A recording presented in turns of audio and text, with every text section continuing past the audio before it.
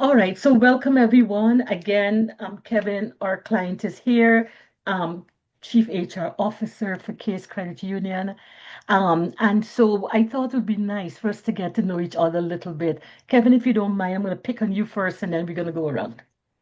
Sure. My name is Kevin Badge. I'm the Chief Human Resource Officer here at Case Credit Union.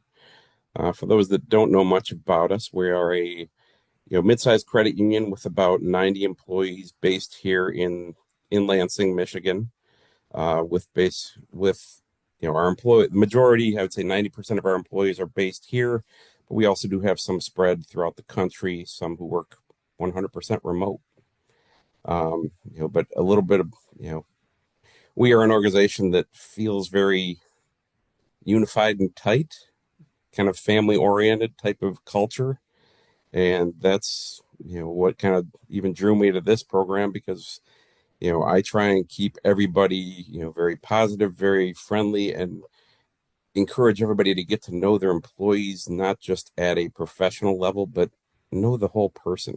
Hmm. And we encourage everybody to bring the whole person to work. And, you know, that creates some struggles at times, but we understand that and we all have it. So, that's a little bit about myself. I've been in human resources for decades. So thus the gray and the beard. And I So asked you how many decades. We'll accept that, Kevin. But it's really, again, wonderful to have you. Yeah, I hear a lot of stories from the world of HR, especially with Candida being on the team of the world of working. So welcome, Kevin. Dr. Des? Did you say Dr. Des? Yes, I did. The divinely ordered, dedicated, dynamic Dr. Des? Yeah, I'm so sorry. I Hi. forgot all the other adjectives. Thank you so much, Des. Hello, everyone. Oh my gosh, it's such a joy to be here. As Dale mentioned, I'm Desiree DeFlorma. They call me Dr. Des, Dr. D. I answer to all of that and whatever. I've been an educator and serving for more than 45 years. Love teaching, got introduced to Joy at Work about 10 years ago when I met Dale. And my goodness, I've just been blown away and living Joy at Work. And so happy to share what I know about Joy at Work with everyone that I meet. So I'm truly looking forward to getting to know each one of you much better. Thank you, Dale. Oh, thank you so much, Des. And you don't normally give away your age, but I think you just did. But anyway, we're going to leave that alone. Hi, Dr. Bob. Let's hear from you. Good to see you. Well, Dr. Dan, thank you so much. And Kevin, such a pleasure and honor to meet you. I spent 28 years in the nuclear Navy. I was a captain of a nuclear sub, and I spent 8 years of my life underwater. I carried the nuclear codes. And long story short, I was a commodore in charge of 10. I teach at University of Central Florida, both leadership and high reliability healthcare. I was in the fifth largest or the 10th largest healthcare system in the country, Ammon Health, and I was in charge of culture and high reliability. So one of the things that was just fascinating to me is that how we teach and what I experienced of taking the worst submarine to the best and just the high reliability and the turnover. We had the lowest turnover in the Pacific Fleet for 2 consecutive years in a row. But Wow. I'll tell you, Kevin, I didn't follow the playbook that was trained in our leadership courses. It was all about the great man theory, hierarchy, and there was two other components that were missing. It's the people and relationships. And so I started scratching, I wrote a book and I started scratching my head. I said, why aren't we teaching this? This is not what I experienced because I was taught by some great leaders. So long story short, I'm going to do this. I joined this team to be able to really make this world a better place. And I know that it's through love and through science and evidence based. So I'll stop there. And Katie from Disney, who is incredible, who is also on our team, that to have that customer experience of what it is that to take that away. So I'm going to turn it over to Katie as well, if you know Dr. Dan, and I'll save you to turn it over to Katie. Absolutely. Thank you so much. Dr. Bob, we could spend days listening to your stories and we will get to. Thank you. Katie, over to you, Dr. Katie. So as Bob mentioned, I'm Katie Gotch. I spent about 26 years at Disney in a variety of different roles. Was a background in HR, employee engagement, internal communications, guest communications. And then I also currently I teach at Full Sail University in their Masters of PR program. I joined Bob a couple of months ago on our journey of leading with love. And I also have a master's in HR. So I was trying to connect. I was like, no, no, there was something I was going to tell you that connects back to things from that standpoint as well. So that's a little bit about me. Wonderful, wonderful to have you on board, Katie. Candida. Thank you. Can everyone hear me okay? Yes, Yes. clearly. Thank you. Thank you. Great to see everyone. Kevin, very nice to meet you. Candida Richards, currently serving in the capacity, multiple capacities, but Director of all of Talent Development, Talent Management for the University of Central Florida, where Bob and I met a few months ago as part of our leadership work, and Katie has also done some work for the university, probably about upwards of 27 years in organizational effectiveness, human resources, and all environments. So whether it's corporate, financial compliance, distributorships, as well as higher ed. Nice to meet you. Thank you, Candida. Pleasure having you Great on to our meet you. team. It's amazing. Dr. Hoyt, we're enjoying your water back there. You're muted. Mhm. Okay, I just lost my window there for a minute. Hi, everybody. I'm Jennifer. Good to meet all of you. I'm the systems technical We lost your person. Did I just videos. lose my camera? Yeah, I think. I know you threw Oh, it, but there it good, you're is. back. Goodness. Yes, I'm in the technical side of things, systems, any software systems you need. And it's just been fun working in that area over the years because it's exposed me to a lot of the procedures of how several types of businesses do their stuff, whether it's schools, banks, food industries, shipping industries, governmental agencies, and so it's been really interesting. Financial industries. It's been interesting getting an inside look at these different areas. So that's the capacity I'm here in to see if there's anything you need in the technical computer area to see what help I can be there. Thank you so much, Dr. White. Appreciate it. Dr. Frank Douglas, let's hear from you. Okay, thank you. I am a former pharmaceutical executive, actually have the distinction of being the first Black to be on the board of management of a top three global pharmaceutical company. I was a Wow. dentist when I was there. Today it's Sanofi. Was responsible for global research, development, and regulatory affairs. After retiring from that, I joined MIT, resigned from MIT because of a discrimination issue, and then went to University of Akron, where I created an institute. I had my second retirement. I'm actually in my third retirement because thereafter I ran a small biotech company. In 2020, as I was watching the murder of George Floyd, something occurred to me and led me to create Safe Haven Dialogues with the goal to help individuals and organizations who are challenged with problems, whether they be due to conflict, discrimination, and help them to find what I call a better problem to solve, to find productive solutions. So that's my passion now. Uh, and that's why I'm so excited to be a part of this incredible effort. Thank you so much, Dr. Frank. And last but not least, Dr. Jim Love. Great to be here. Yes, my kind of educational journey was getting a master's in leadership and then going on for a doctorate in educational leadership with a focus on adult ed. And then with that, developed early on the instrument that we're participating here with, the Organizational Leadership Assessment. That was developed around 1998. And I've retired just the last 3 years from Palm Beach Atlantic University. I was directing the Master's in Leadership program there. And my focus of writing and research has been servant leadership. So that's been a focus of mine. And in retirement, I've continued to work with the OLA instrument and that topic, that critical topic of servant leadership. Great to be here. Thank you, Dr. Lobb. And I do want to add very proudly, Dr. Lobb is my past supervisor. At that time, he I'll had tell you mostly more black. later about that. Yes. At that time, he had mostly black hair. Okay, mine is still black. But anyway, Dr. Love, is a pleasure to have you. So again, oh my gosh, my heart just raises with joy just listening to all of you. It's just the best of the best, and it's just thank you so much for being here. Next on our agenda, and I'm not sharing the agenda because I want to see your faces, but I think all of you have it there. Kevin, I know you touched a little bit on case when you were introducing yourself.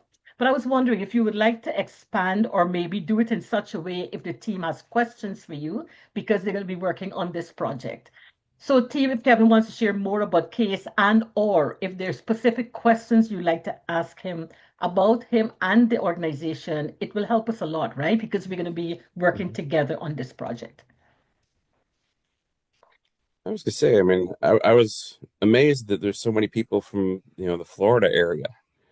I didn't share, but I also spent 8 years living just in between Jacksonville and St. Augustine. Oh my So goodness. Well, Sounds like a Floridian very meeting. familiar with UCF, Full Sail, and I think there was one other mentioned. I can't remember which school it was though. well, From, I I'll add think, to that, Palm Kevin. Beach Atlantic. I'll add Yes. to that my company was actually in Cape Canaveral Oh, yeah. Okay.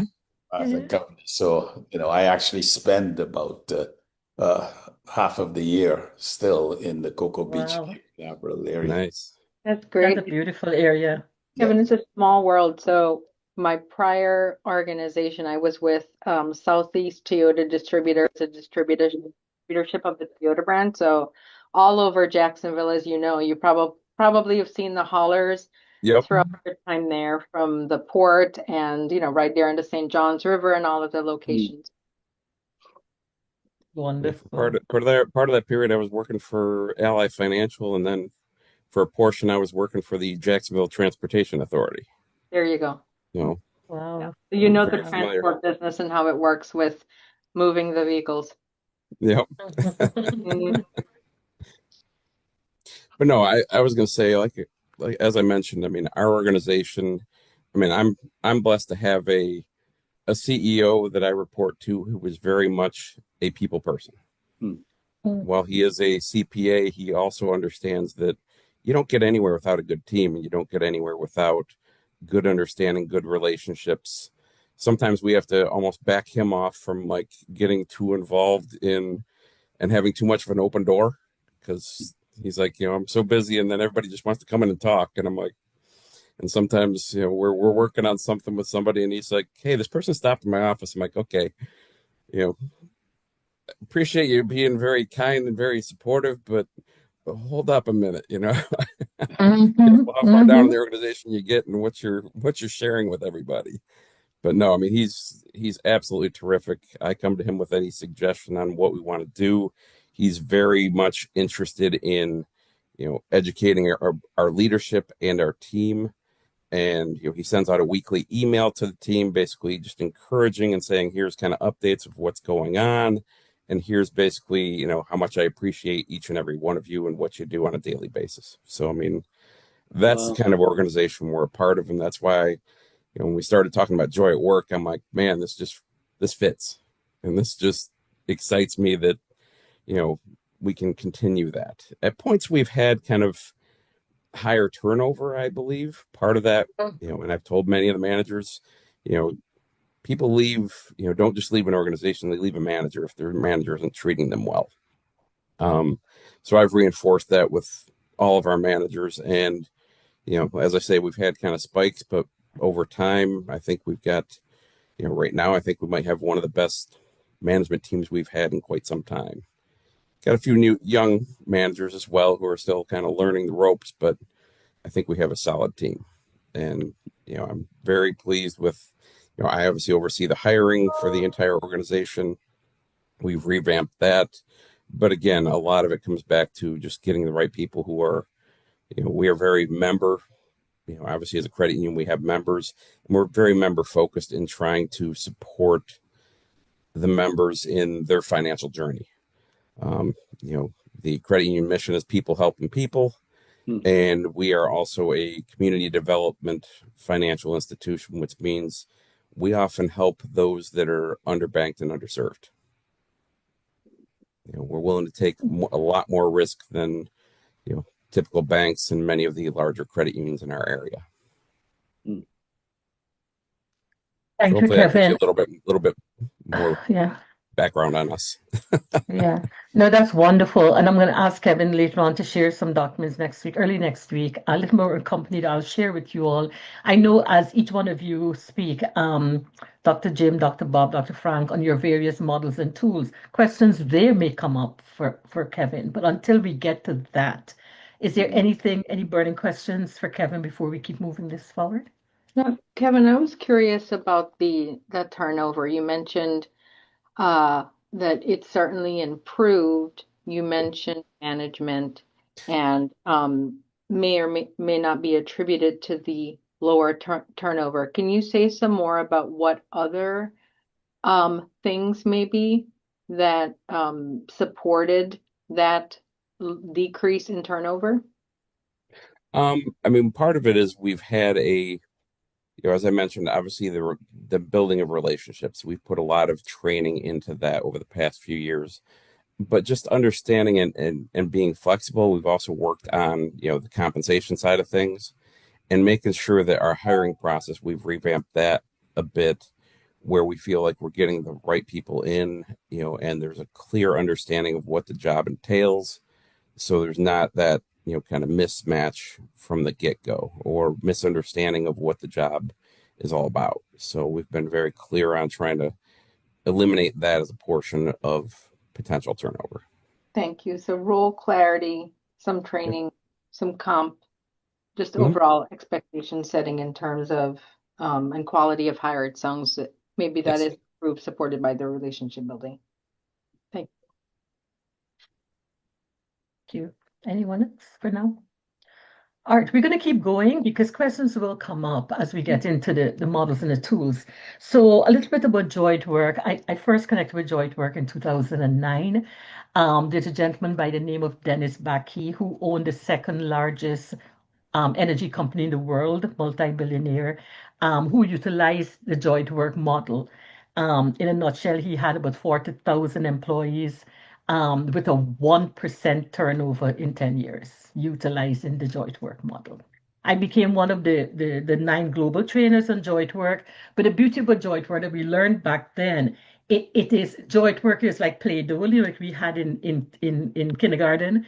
You pretty much when you learn about joy at work, you literally shape it and form it to who you are, your calling, your purpose in life. And so I did that, and like all others did. And joy at work really became to me something really special to me personally and to others that I have worked with. In a nutshell, it's about moving a job to a joy. It's not 8 to 5. It's not, oh my gosh, another day at work, another, what they say, another day, another dime or whatever. But it's literally, watching team members happy to go home the end of the day, but can't wait to come to work the next day. It's about understanding it's not just 8 to 5. It's the opportunity to serve so many persons during that day and how work can be transformational, how we could be a part of our purpose. So it's just been really an interesting ride for us. We've done this for quite a few years for 26 countries, about close to 8,000 persons were trained or mentored, enjoyed work in all 5 sectors, government, education, business, faith-based organizations, and NGOs. After it was interesting, especially watching it in heavy secular, such as a call center that I was in charge of in South America. When I was first asked to lead a call center, I'm like, nope, I don't have a clue what a call center is. I wouldn't even know what to do. And then the president said to me, oh, no, no, no, we're not looking for a call center expert, Dr. Dan. We were looking for a leader who knows South America and who knows US. And we will layer you with call center experts. Long story short, I became the vice president of operations and hired about 2,500 young people. Um, and we started to use joy at work as our main culture. And a very, very quick story that really will tell you in a nutshell about joy at work. One of our largest client visits was UPS coming in. It has probably one of the largest employee pool here in the US. So the president flew in with his entourage with 7 persons, and he came into Guyana to choose a call center, one of three that were there. Um, it was a very tough thing because we were the youngest call center at that point. So even person said to us, UPS is large. You sure you want to go in on that one, Doctor? And I said, it doesn't hurt, right? So we went in, and someone shared with me, that they thought that UPS was looking for a multilingual call center solution. So I remember when I heard that 11 o'clock the night, I completely scrapped my PowerPoint at 2 a.m. and decided to redo it for an 8 o'clock meeting with UPS. So we got to UPS and they asked, of course, why should we choose you? You're youngest in the country. And I said, well, I'm willing to offer you call center solutions in 5 languages, right? And we'll have that done and rolled out in 6 months.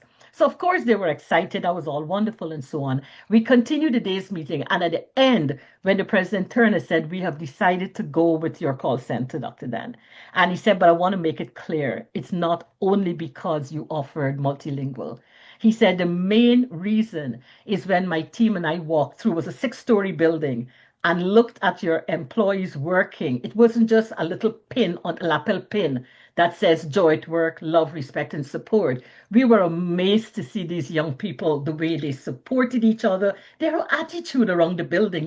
He said we got excited. He said, I've been president for 39 years of UPS. I've never seen this, right? So we were chosen because of that. And later on, we got the award as the premier organization by the Ministry of Labor, again, because of the impact of joy at work. So again, if we got to work, we all have to work, we may as well enjoy it, right? And that is what joy at work about, just bringing the workplace alive, and the passion and the excitement. And in closing, actually saw where in financial terms, we became one of the centers in the world that had the lowest attrition rate.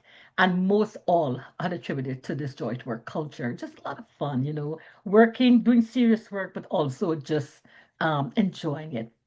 And then I think it was in 2018, after I realized teaching 12 classes from 3 a.m. to midnight, I couldn't do it alone anymore. It was just too much. It was about 160 students, leaders from all over the world, and I enjoyed it. But that was just an eye opener that, hey, you need to get help. And so we went out and trained 15 trainers.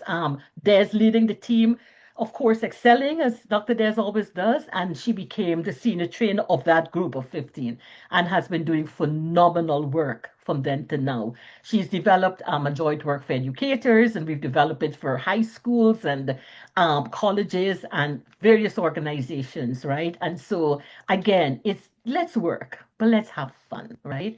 And that's what joint work is about in a nutshell. And Kevin, I'm going to have 1,000,001 questions for you later on, but not right now. I prefer my colleagues to go, and as we go along, right?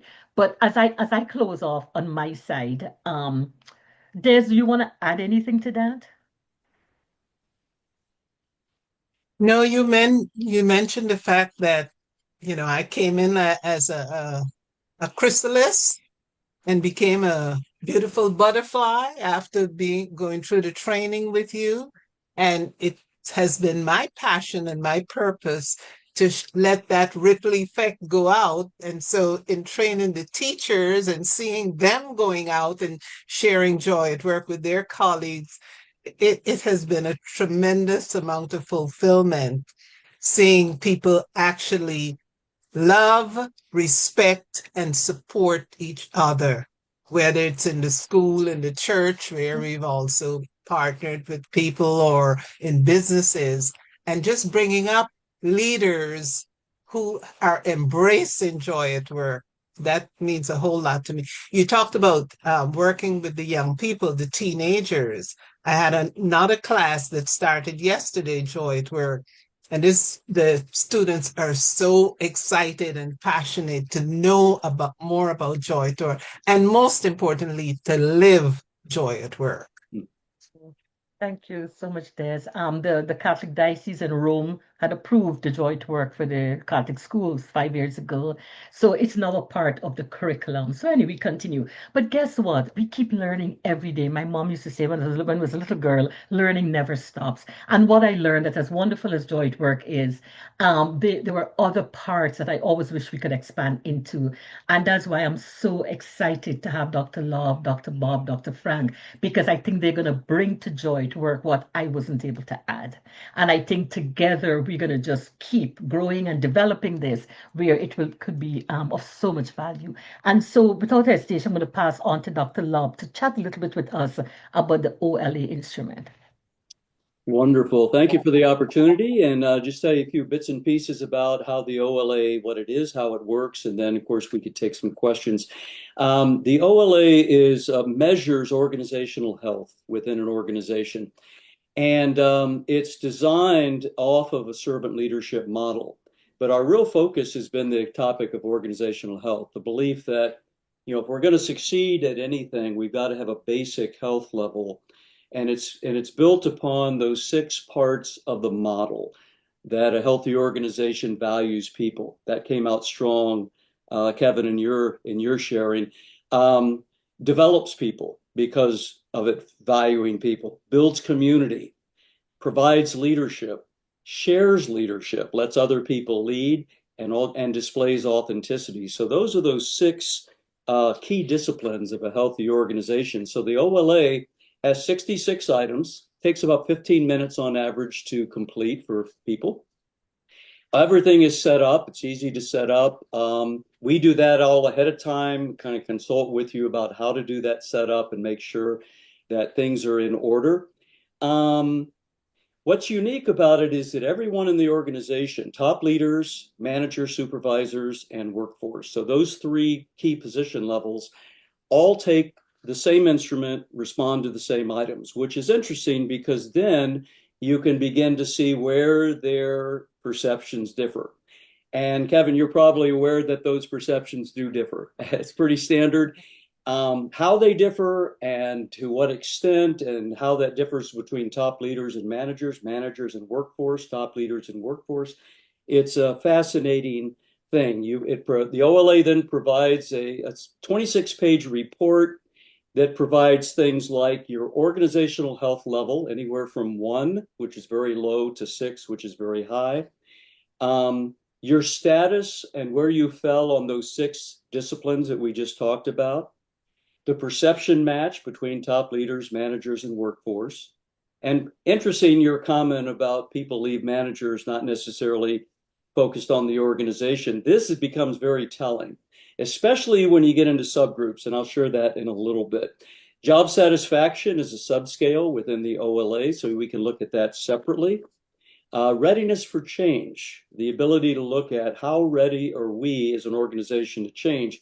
That can mean either, hey, starting a new office, or it could be change in terms of improvements that are needed for the team.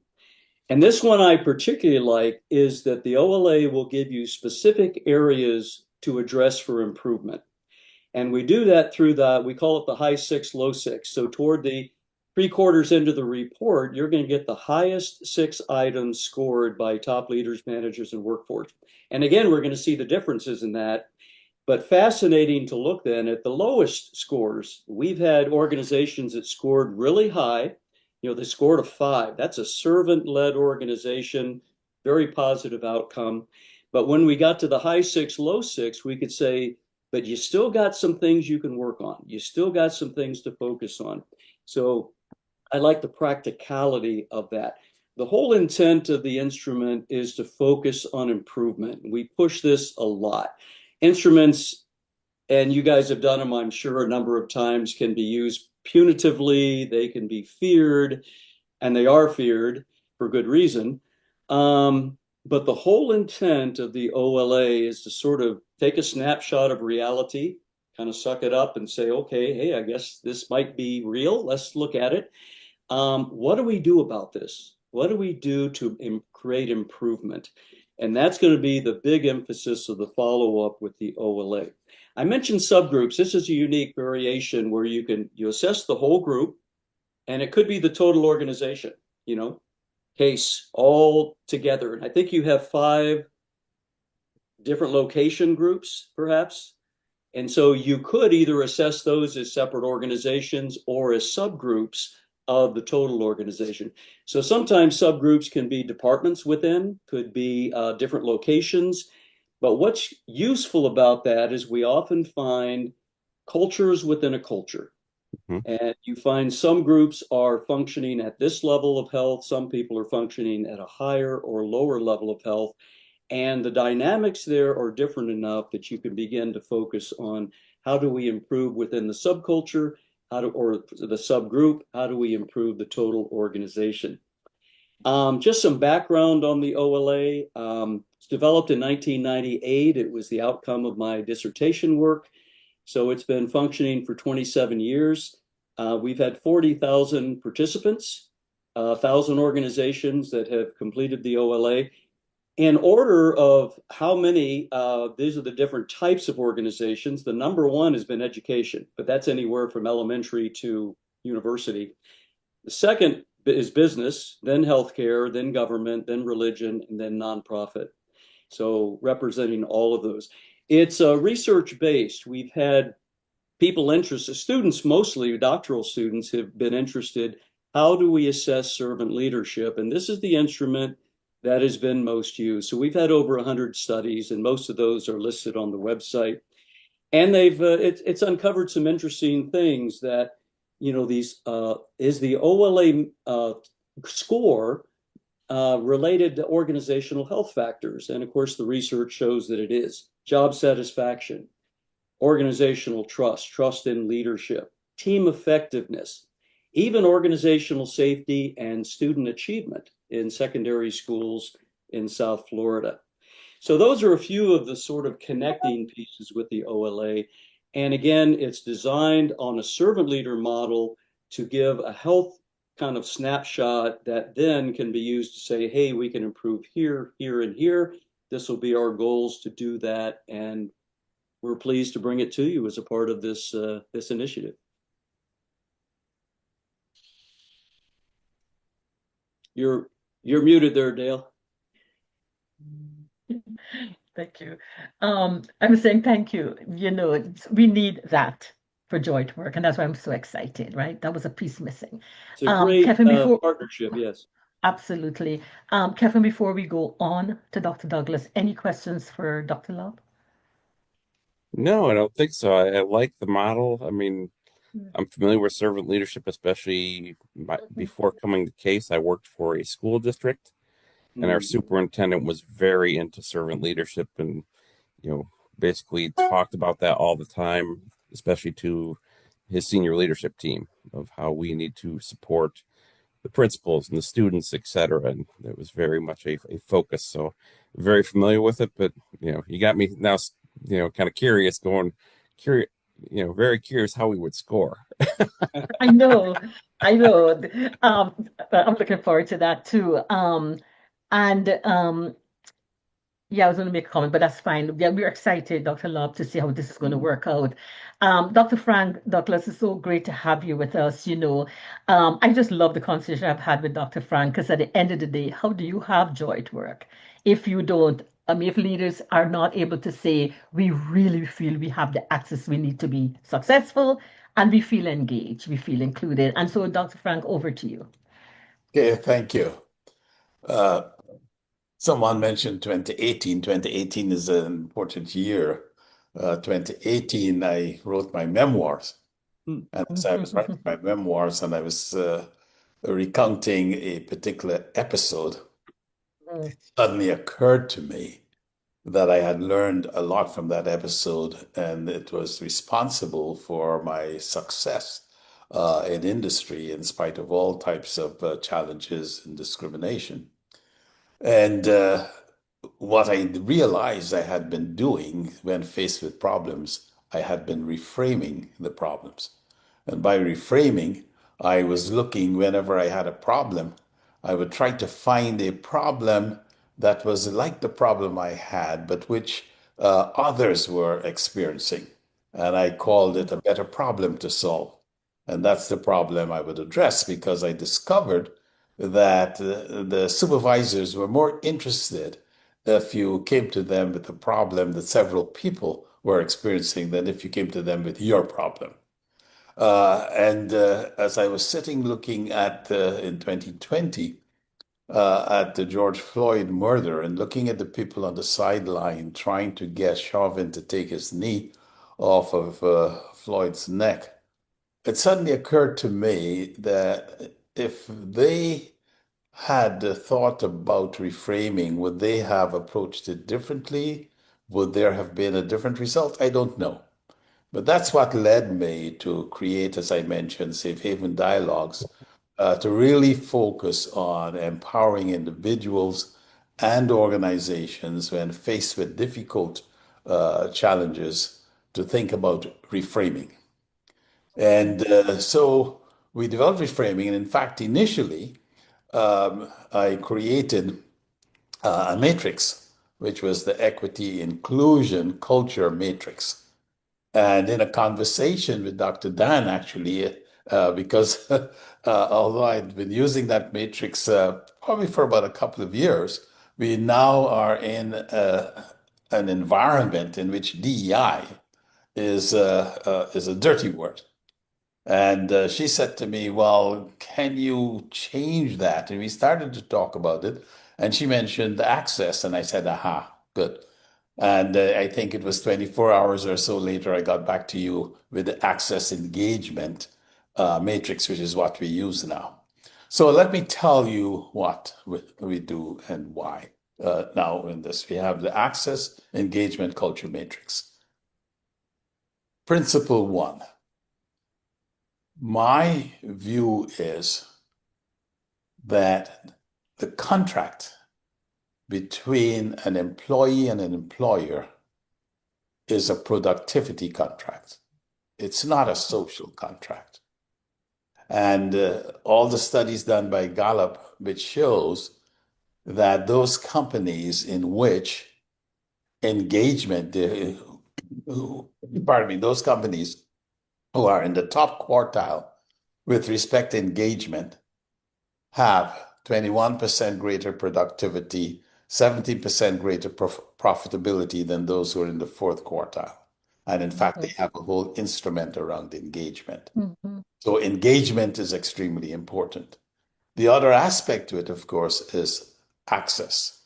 It is very similar to the equity inclusion matrix, actually, because engagement is all about inclusion. It is about voice, belonging, being recognized, being valued. Those are the things you measure to find out whether employees are engaged and motivated. Those are the things that drive it. And access is actually about fairness to things like the resources that are there, the networks that are there, the opportunities, networks, mentorship, for example, the opportunities, ability to be a team leader, the hiring, the promotion practices. So what we do is we give teams, organizations, the matrix, and each individual fills out that matrix, and then we look at the sum. We have surveys, very simple surveys, and we plot access versus engagement in the typical 2x2 matrix. So you've got 4 quadrants. So if someone is at the top right-hand corner, top right quadrant, we call that thriving. That's psychologically safe. Access is high, engagement is high.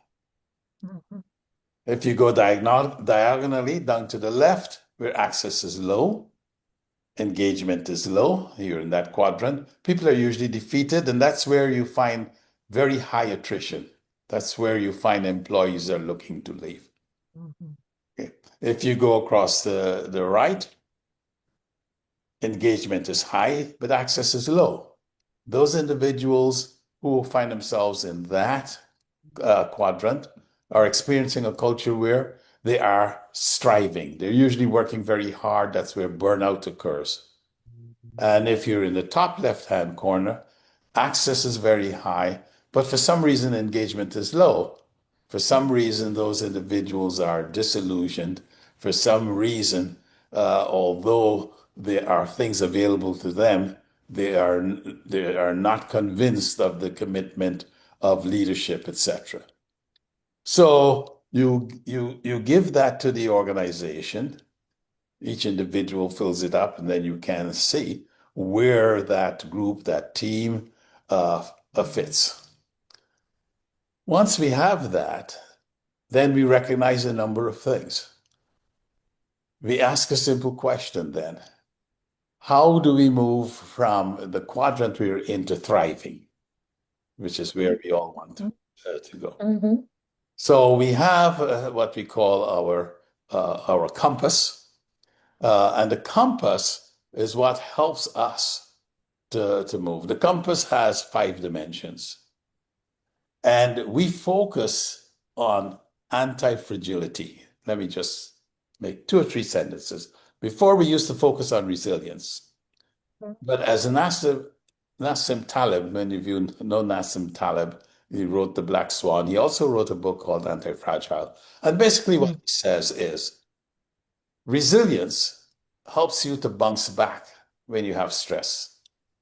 But to be anti-fragile, it helps you, I say, to bounce forward, to become stronger. From a stress challenge, you become stronger from it.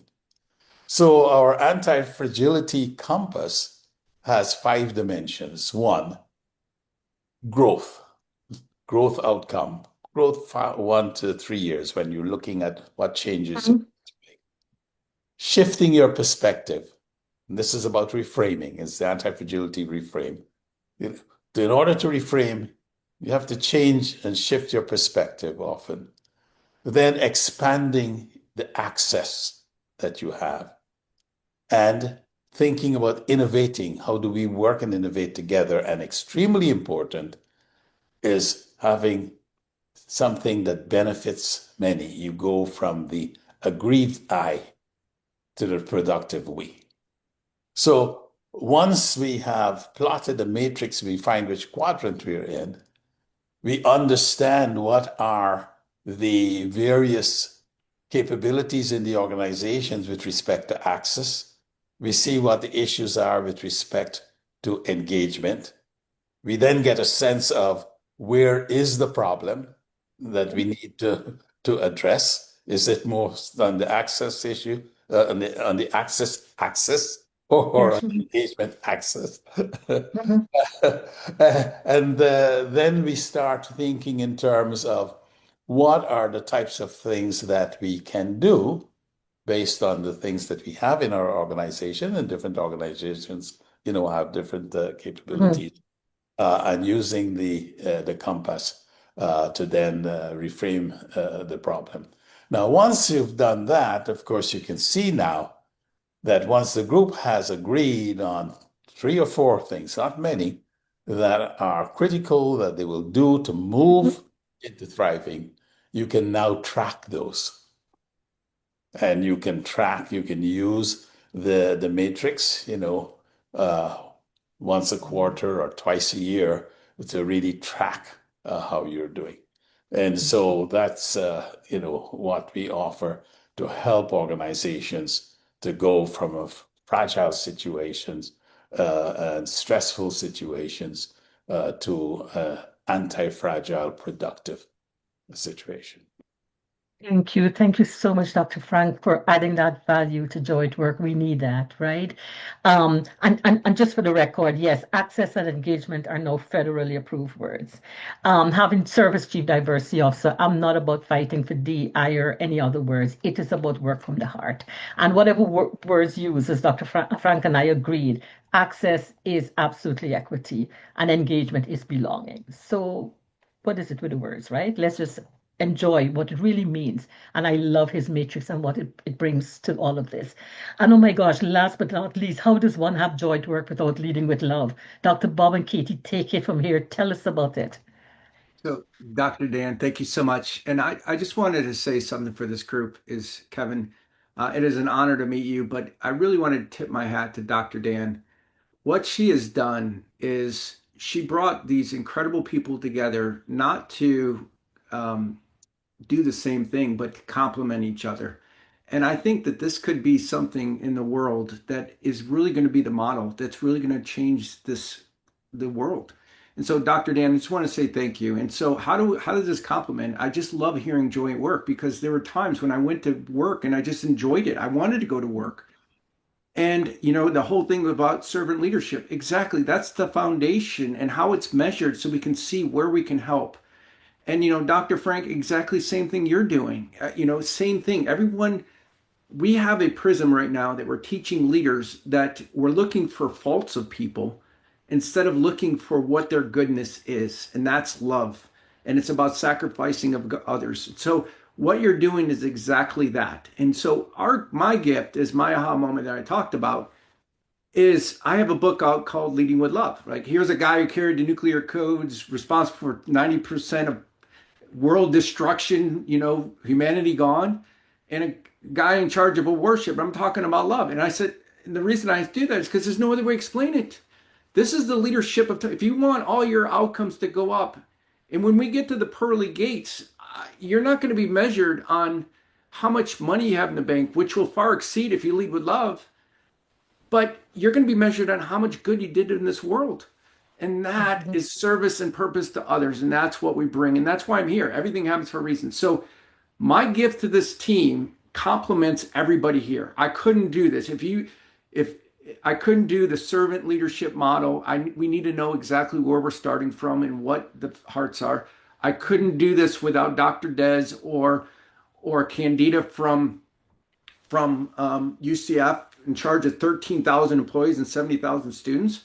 Where my gift Wow. comes in, again, Kevin, where you said relationships. So when I wrote this book, I I went to Rollins College to get my doctorate, and the most famous IO psychologist that brings business and people together, his name is Dr. Grain. And I didn't know him at the time, but I reached out to him. And he exactly practically explained perfectly his model of leading with love or leader member exchange. And if you look at his model, what it is he's the most cited leadership theory and father of leader member exchange, which he focused on relationships for the last 75 years. He went all the way back to prehistoric time. And so if you look at this, not only can he measure relationships, but he has this process through evidence-based, the most cited. And I Googled what it is for banking. If you look at turnover, productivity, cybersecurity, there's all this research out there that you can do today. If you follow this process, all that's going to go up. And if you complement joy of work, servant leadership, what Dr. Frank is doing, this will far exceed anything you Google. So let me explain Dr. Grain. Dr. Grain, again, if you Google him, for the last 6 years, he has mentored me because of my practical experience of getting my doctorate. I bridged that gap. And he handed over his life work to me. And he told his family, he just passed away 2 months ago. And he said to his family, he wants me to continue on.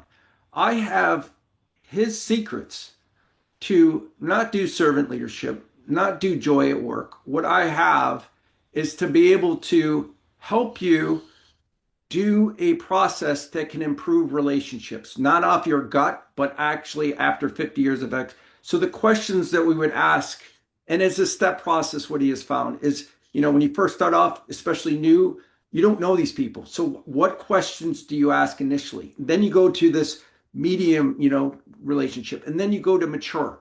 So what is that sequence that you go? And some of the sequence questions is how do you like to be recognized?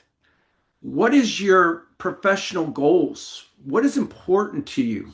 And the most important thing that we talked about is how do you have critical conversations? How do you improve accountability? You can do it with love. And that's what we can bring to this. And I couldn't be more honored with Katie as well from Disney to partner with the all stars, the NBA or the professional people that we're bringing to this organization led by Dr. Dan. It's just simply incredible. And again, this is Dr. Grain and my practical experiences that can bring this as well. So please, Kevin, if you have any questions, and Katie, if you'd like to add anything, but I know this can make this world a better place. It can make your company have so much more competitive advantage.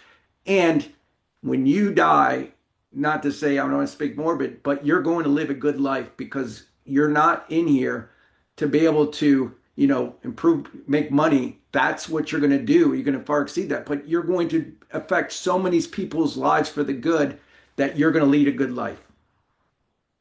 Thank you, And Dr. I'll Bob. Could you just kindly, oh, I was sorry, going to say, kindly sorry, put Dr. in Dan, can I chat. just No, I was going to ask Dr. Bob to put in chat Dr. Green's spelling of his name and maybe a link. Thank you, Katie. Dr. Katie. Sorry, I was just going to add to the other thing, Kevin, that we're really focused on is developing and delivering tools for your leaders to use right away. So, one of the big things that we're really focused on is, the fact we can talk all this stuff, but then you walk away and go, now what do I do? How do I make that happen? So that's one of our commitments is really making sure that it's not just that we talk about it and philosophize it, but it's, actual tools that you can implement, not only the scales to be able to measure yourself, but also now that I have to go back and have a conversation with my team members, how do I go and do that? Which I think is another critical factor of what, we at Leading It with Love are really trying to do and bring to this overall business as well. Absolutely. We Thank you talk so about much. basically being able to, you know, not just go through leadership training, but actually being able to implement it. And like you Nice. say, having the tools, having the practical, we switched from, we were doing some training, but it was a lot of theory and a lot of it was kind of related back to disc. And it didn't have that applicable, you know, tool set. It was kind of like, okay, well, you went through the training and it sat on the shelf. And that's what we were trying to avoid was, we've been looking for something more better than that, that's not just going to sit on the shelf and you have the tools to implement to Yeah. really help your team and become a better leader. Kevin, Yeah, you and I will say I'm Just committed to that. Sorry, it's just because I always wanted something, Kevin. So I was like, I Mhm. want these tools. So I'm like, Bob and I are like, we're going to develop these tools to actually give people and leaders that are out there that are Yeah, having a hard time or are trying to yeah. go through different things as they're growing through leadership. and Kevin, if you what look, tools help you to do is that often we find that actually the organization has things that they can use, but they don't think about it. yeah, Mm-hmm. And and, tool actually helps you to recognize and see that you Yeah. actually have the solutions. and I Yes. Kevin, love what you're saying, Dr. Douglas and Dr. Bob, and everyone. I think it's that greater level of awareness, and it's I always say for my IO and OD background, the presenting symptoms are not likely to be the diagnosis. And so, Kevin, I spent oh gosh, more than a decade in the regulatory world in banking at the time of the financial crisis. Oh, So we all remember Dodd-Frank Mm. and what that did to the world of banking, right, and finance. And so every regulation in the soup, we thought we had, you know, a reg for everything, Reg E and Reg D and Z, and but there was an AA that we added to all of it, right, for unfair and deceptive practices. All of that to say, at the time I was working for a CHRO who was an IO psychologist and who was just amazing and led with love, just in terms of leadership qualities, behavior, just being in the right environment, who really cared. And it was a tough time, right? There was a lot of change. It was very turbulent. It was a lot of turmoil. There are folks that jumped from the financial services industry. Maybe they were a personal banker or they were in lending, and all of a sudden, or they were a subprime lender, and all of a sudden here they are, they're working at CarMax, or so there's a lot that has changed, and so these models very holistically take a look at, what is that big picture? Where should you focus the time and energies?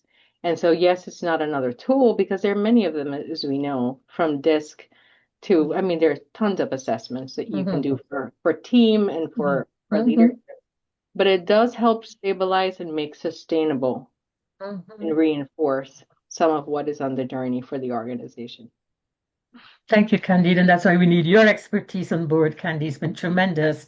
I think Bob, Dr. Bob, you were trying to say something earlier, weren't you? Yeah, and if I could just add something to that, what I've been to so many leadership conferences, and it's like eating cotton candy, right? You see Mm-hmm. something, you're like, oh my God, that tastes so good. And then you walk away and you say, what did I just eat? It just goes away. But this is where Dr. Grain, exactly what we want to bring, and he has mentored us, and he created this academic curriculum and the seminars, and he would sit and mentor every one of our team members. And what he would say, and he gave us his experiences and the model and the procedures, is that you go in there and you sit with the actual leader and you say, all right, this is why this is important. This is based on evidence based. This is exactly what you need to say to this individual. Now try it on me. You like say what you should say. And he said a lot of times they were just hesitant that he couldn't do it. So this is what's going to take us to the next level. It's not cotton candy. We will be there step by step with, after we do the assessments, the joy at work, all the things, we will be able to give the leaders tools that they will forever use for generations to come, and they will train the future leaders of this world. But right now, leadership is about here's a leadership theory, here's a leadership theory, here's a leadership theory. Write a paper Yeah. on leadership. Yeah. Let me guess, we're not really teaching leaders how to lead. We're telling them what leadership is. And exactly what you said, there's all these tools, but unless you get into the actual under the hood and help them, it's just it's you better not doing it at all. Mhm. Yeah. Good point. Thank you so much, Dr. Bob. And just so you all know, the reason I'm not we didn't use PowerPoint today, Kevin already has the deck for the Empowerment Institute. He's looked it through thoroughly, even gave me feedback. So he knows, right? He knows all about what we're talking about. Kevin, I think on behalf of the group, what we're saying is it will be just such an honor and privilege to serve you and Case. It's been amazing connecting with you the past couple of years. I think what you would find it may be a little different. I hope it does, is our heart, the passion, the real life joy in the workplace that we bring to you and your team. Um, Dr. Wright was unable to be here today, but her role as the senior consultant for culture is hugging all that we discussed today and ensuring that at the end of the day, we are able to work with Keith and Kevin for the type of culture that he wants to continue to build. Dr. Hoyt introduced herself, anything to do with this project that helps it to flow smoothly, anything that involves systemic stuff, she's there to assist us with that. And Bill Garlick, who is also not here today, you notice he's going to be coming on board for quality. He's going to make sure, constantly working with Kevin and me, that this project is moving forward, which we know it will because how remarkable you all are, but just ensuring that we're staying on target with this project and ensuring, Kevin, we're serving you and your team as best as we can. Believe it or not, we are within our hour. We have 1 minute more. So I'm going to turn it over first to Kevin and then anyone else. What would you like to add to this before we say goodbye for today? Next steps, very quickly, I'm going to ask Kevin for some more information, and the plan is to get him a proposal next week. Kevin, we're going to share with you what we suggest could be a flow for this project. And of course, you and I will go back and forth until we nail it exactly what you want. So any closing comments or questions from Kevin and the rest of the team? All I've got to say is, Dr. Dan, I'm amazed that you have put this team just excites me and amazes me. That's all I can say is everybody you have here just brings so much and so many different, aspects to an entire program that I feel just could make a world of difference. And I'm just, I'm even more excited than I was in our previous conversations after meeting this group. Well, thank you, Kevin. And we are excited to work with you as a team. It's been amazing. While I work at Lansing Community College as their Chief Diversity Officer, connected with Kevin, and it's just been a real relationship. And so we humbly look forward to serving you as best as we can. I honestly don't see this as a short relationship. It's going to go on for a while until we continue to work together. And I see a long-term relationship here. All right, Dr. Hoyt, your hand is up. Yes, I just had a couple quick questions there. I thought the meeting was going to go longer, but okay. Just a couple quick questions. What is your setup, Kevin? Are these Actually, I'm supposed to sorry, be? Dr. Hoyt, I'm going to interrupt you. I'm going to interrupt Yes. you. It does go longer until 2. I made a mistake. Oh, okay. All So, right. so sorry. Go ahead. Okay, so I guess I can slow down and talk more slowly then. Thanks. What what is your setup there, Kevin? With this training, where are these people located? Is the intent to have in person where someone comes to your site to do the training, the testing, the whatever, or is it all going to be remotely handled where they go in online and do what they need to do? We honestly can do both, and Mm, we've got great space to do in person. Like I say, we've got Mm-hmm. basically out of our total population, we've got 6 people who are out of state. mm. The rest of them are all, basically you know, within, close proximity to, our offices. But we've Oh, got some okay. people So who are so out of they could state. like go over there for a half day or something, so Yeah, then? Okay. That's often how we've done leadership training is definitely getting people in for a half day at one of our, we've got like a large community room that, basically could fit the Okay. entire staff or yeah. subsets. That's Okay. wonderful. hmm Go ahead, Dr. Hoyt.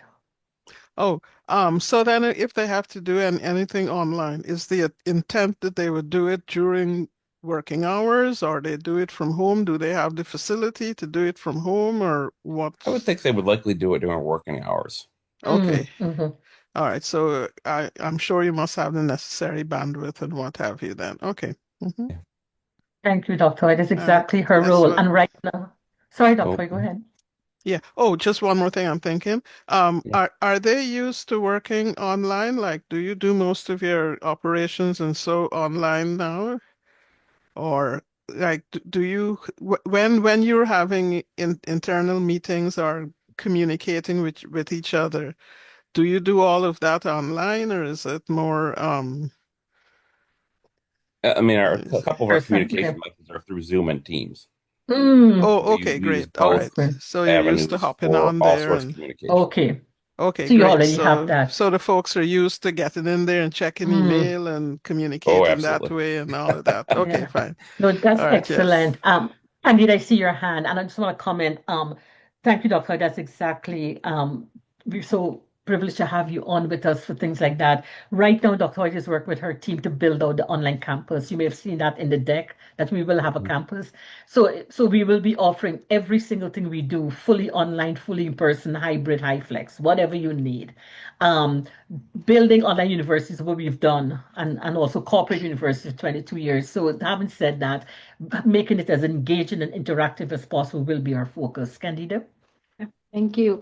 Kevin, curious as to what I can find open source online to learn more about CASE in terms of your code, talent practices, just any trainings that you've offered that is, not behind the firewall, but is available so that I can take a look. Always very curious again about what's offered from a people perspective.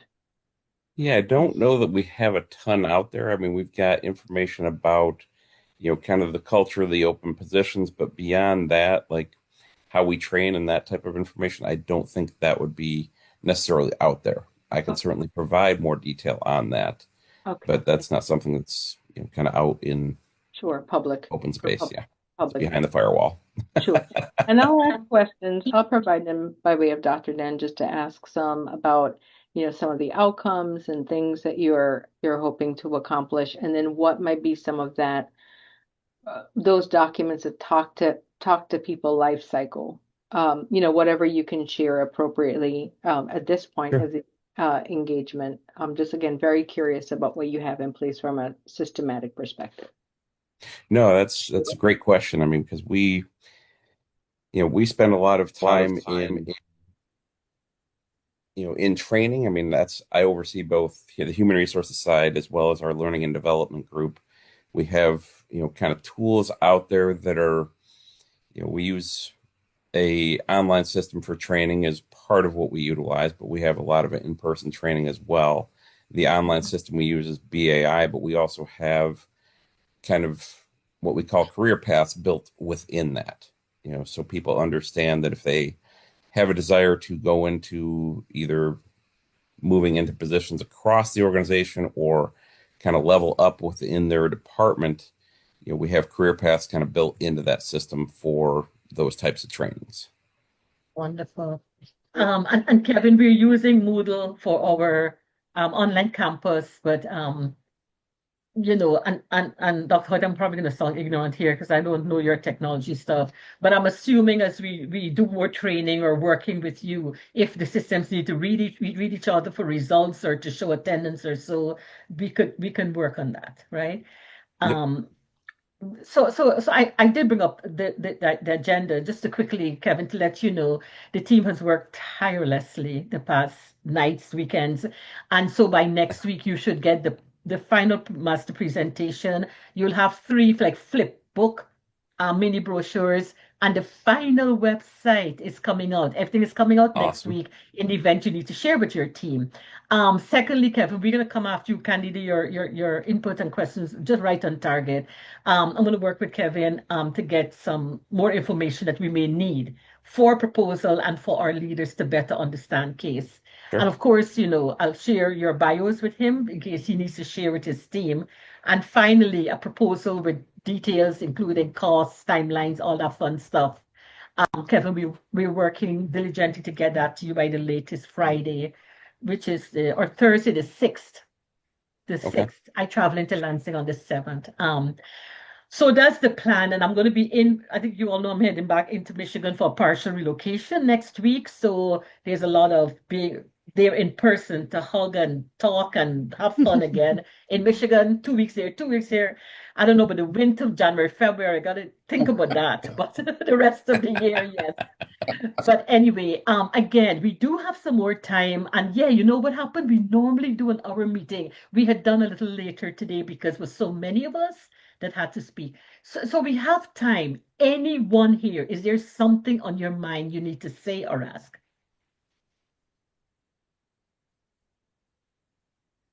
No, I'm just You have enough. just Go want ahead, Dr. Frank. yeah, no, just want to echo that which has been said before. Really excited to be part of this effort and really looking forward to working with you and your team, Kevin. Thank you, Dr. Frank. I'm looking forward to working with you as well. Thank you. It's just amazing. As we have a little bit of time, I think it's an encouragement. A couple of weeks ago, I was in Lansing, meeting with leaders, seriously, 7 a.m. to midnight every single day. I kid you not, right? But I knew that was going to happen. But the outcome, as I shared with some of you, um, the thread that was common in for the level of support we are getting is, Dr. Dan, the time is right. Mm. People are looking for some sense of hope. They've got to take care of their families. They've got to be at work 7, 8, sometimes 10 hours a day. What can we do to encourage them? And that was the constant thread throughout all of the meetings. I will say to you, you know, Kevin from Case Credit Union has pretty much adopted us. I mean, to be our pilot client is phenomenal, right? We're so grateful. LEAP, which is economic development organization there, has also adopted us. And I remember asking the president why. We're humble, we're touched, but why would you do that? He said, I literally want to do a press release to usher the institute into Michigan. And when I asked him, well, you're going to meet him at some point, and he said to me, look, we talked with each other and we agreed that we can invest billions of dollars in economic development. We can have no end of sustainable financial solutions. We could have the highest ROIs that possible. But what does any of that mean if we don't have happy homes, happy schools, happy workplaces, happy communities? What is the point of it? And so we feel working together with LEAP and other organizations is what the Institute is doing. Is come on, let's get together and let's find that holistic student solution for all of Michigan. We did share with you that our desire and plan is to serve all of the 83 counties in Michigan eventually. We've started making those communications. Not every county has a mayor, but every county has a board of commissioners. And the good news, we've started to connect with them. And yeah, Kevin, I think you're in how many counties? Cases, 60 something, Yeah.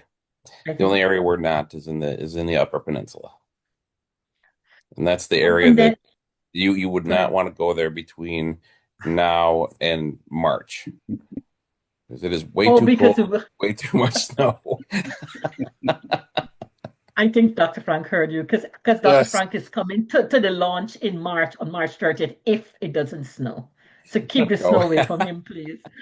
But and yeah, and finally, we also have the Chamber of Commerce. President of Chamber of Commerce is our chair on our committee, but also has been very encouraging and has shared with us how important the timing is. So very quickly, on Monday, March the 30th, it will be the official launch for the Institute, right? Several, I think almost all of you are coming in if it doesn't snow for Dr. Frank, right? But we're going to be having that launch. We've also been offered to have street fairs with the trucks and the balloons and the food stuff to usher in the Institute. A couple of companies offered me if we would like to do that, absolutely. So all those things are coming out. Quick timeline. We are going to be getting back with Kevin. Kevin officially the doors of the institute are open to clients April 1, but I think we will probably go earlier with you because it's a pilot client.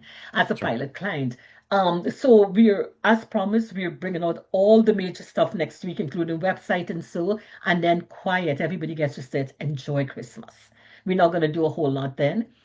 In January, February, we're going to be doing a lot of internal training because I honestly believe we can transform anywhere until we first transform at home in the organization. So there'll be a lot of training. Kevin will be involved too because he's also a part of the organization as well, right?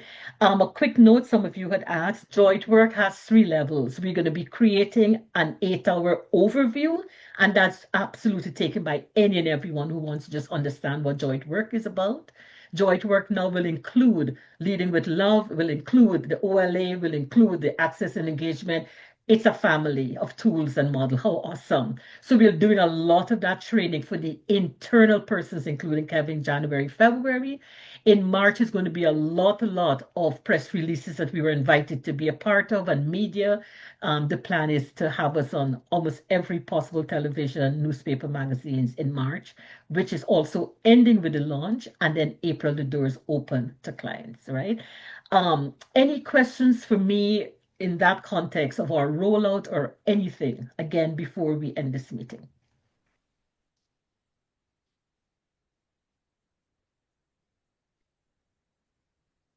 Robert, Dr. Bob. So again, I just want to applaud you, Dr. Dan, and applaud you, Kevin, is because if you look at why this is so important today, is I'm stating the facts, and obviously everyone knows this, but 40% of our time we spend at work. And if you look at the suicide rates because of the social media and the phones and our youth, and if you look at this generation, that there's one thing that they want more than anything is to feel valued. And so, if we really want to make this world a better place, it has to be with love. And this is why this is so important right now. And so, just wanted to say thank you, Kevin, and thank you, Dr. Dan, and everyone on this call. And I want to just reiterate what Dr. Frank said. I got goosebumps just seeing this because this is something that we're called upon to serve others. And this is no better way to do that. And both of you, and I want to highlight you and Kevin, you're the ones that are going to say this is where it all started. Thank you so much. We appreciate that, Dr. Bob. The timing is right, definitely. So, um, it's just an honor and privilege to have us all together. I honestly believe the best of the best is coming together here. You mentioned, suicide world statistics. The latest that I checked last week shows that every second, not minute, every second, someone commits suicide. Yeah. Every 40 seconds. Every 40 seconds, someone commits suicide. Now, it also shows that just in the US alone, per year, about 60 million. Here's one for you, Candy and Kevin, and I think Katie and HR, are bullied in the workplace. 60 million. And people have to go to work. They have to earn for their families. you know. So the timing, just the word hope. I said to someone, even at the end of the day, if one leader or one organization is transformed, this is all worth it. It's just all worth it. Thank you so much, Dr. Bob. Anyone else? All right. Doc, Well, we just want to say, Dr. well, Bob, sorry, I who's? love the picture behind you. Yeah, it's Submarine picture there, I assume. Yeah, so I got to send you. So Kevin, Candida, or Dr. Dan, Kevin, if you give me your address ahead of time, I'll send you a book. But if Yes. you have any questions about submarines or carrying the nuclear codes, please. And for all of you, I'll send you this. I am speaking with the person where I learned leading with love. His name is Admiral Grooms. He was captain at the time, and he was a Centennial Seven. He was only one of seven African American submariners in that century. And he's the one that saw the greatest or saw the good in everybody. He gave people a second chance. And he is the one that really made it joyful to come to work. And I'm going to send you, we're talking at the BPIA coming up, a virtually thing that you can join. So just any questions about submarines. And I want to promote him because it wasn't me leading with love. I learned it from him, and I'm learning Dr. Grain's work, and everything happens for a reason. So Kevin, I will send you a book if you just give me your address and Aw, it'll be in the mail tomorrow. that's so Will wonderful. do. And also, look at the chat, right? Dr. Katie's put in some good links for everyone. Mhm. Please grab those. And Dr. Bob, if you don't mind, I really do want to close this meeting on my side. I wish everyone can look at that video you shared with me on innovation. It was, I think, was a guided panel discussion, and talking about innovation. There are a couple of innovation experts who were on there talking about the value of innovation and technology. And then Dr. Bob was on that panel and talked about, of course, leading with love. And after looking at that video, that night I was pondering over the fact innovation and love. Innovation, we all need it, right? But how does one sustain innovation? How do we motivate the team? How do we encourage them? Because it's people behind the innovation, and it's love. And you said it so beautifully on that video, and I will be sharing it with others. So again, grab those links from Dr. Katie before we close this, please. And this is also recorded. We'll make sure you have a copy of it. But from our hearts to yours, thank you so much for your time today. I think, working with Kevin and Case is going to be fantastic. We could not have been offered a better pilot client. I'm telling you. You get to know Kevin's heart, you'll understand why we're on this call today. Kevin, closing Excuse comment? me, excuse me. Yes, Dr. Dr. Des. Bob, is the meeting presentation going to be next week in my neck of the woods? No. Wow. So because of the government shutdown, BPIA shifted to Okay, Oh, virtual, but I will get you the how do the you register? link. And I will tell you again, the last thing I'll share with you, and again, we're going, is that when I wrote my book, there was these different segments where people didn't lead with love or they led with fear or apathy, and it correlated directly with terrible results Yeah. and also the legendary leader. So when I did this, looking back in time, there was these times where we had these legendary cultures, and it was correlation was people led with love, care, and exactly what everyone on this team knows. And people were coming out of the woodwork about saying, I would do anything to go back 20 years to go work on that submarine again, the joy of work. And that is where it's starting to come up because we're presenting this on social media. There's people coming out of the woodwork and says the hottest ticket in town, and you got to join this. I'm signed up. That is exactly by doing leading with love and Admiral Grooms, which created this. mm, That's where you build your legendary culture, and that's where mm, you really get like people. What is leadership? Leadership is about inspiring and results. That it captures perfectly. So Dr. Des, I will get you the link and I'll send it here. But yeah. I am so excited not only about this isn't about me. It's about to highlight this incredible leader that has started this. And I would love to hear how he learned it so that we can capture this to move it forward. So if you want to hear this history of where we learned it from the greatest leader that I ever served, his name is Admiral Grooms. Please join us. It's November 14th. Wonderful. We're looking forward to that, receiving that link.